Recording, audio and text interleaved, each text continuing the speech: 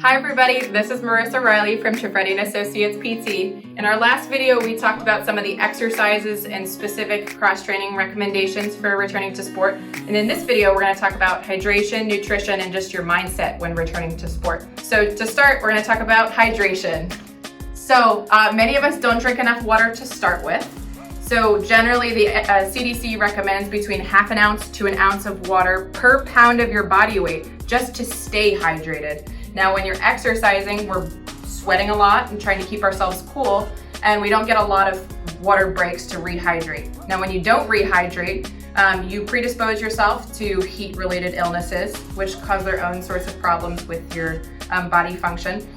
And then the other things that can happen are you just fatigue easier, your performance goes down because you're not maintaining your flexibility and fluid levels, your concentration and just reaction time go down. So maintaining the fluid levels on every stoppage of play or every rest break you can, a couple ounces each stoppage is helpful, and using your urine color as a guide when you go to the bathroom can tell if you're maintaining your hydration.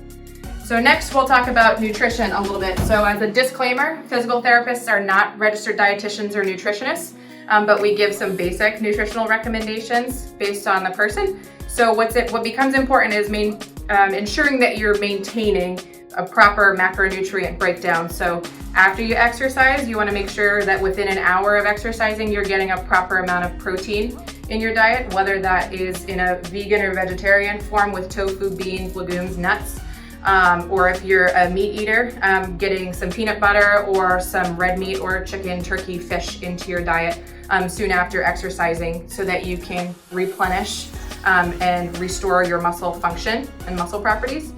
The other piece to consider is that you want to make sure you're getting some low fat in your diet, as well as proper amounts of calcium and vitamin D. Calcium and vitamin D are very important for bone mineral density. So some of the research shows that if you drink even 1 cup of skim milk a day as an exercise regimen after running or before running a couple hours prior to, that can help reduce your risk of stress fractures by over 60%.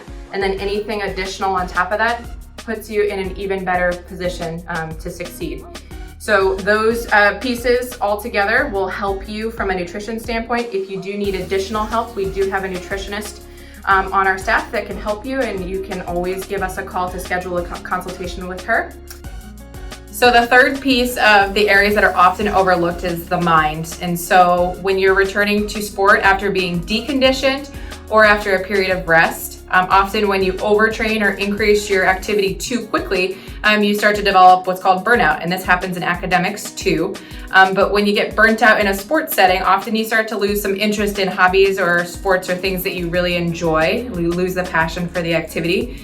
So that's one of the things we try to avoid by slowly increasing the amount of time it takes you to get back in shape. Some of the other things that can happen if you're training too quickly are that you get fatigued quicker.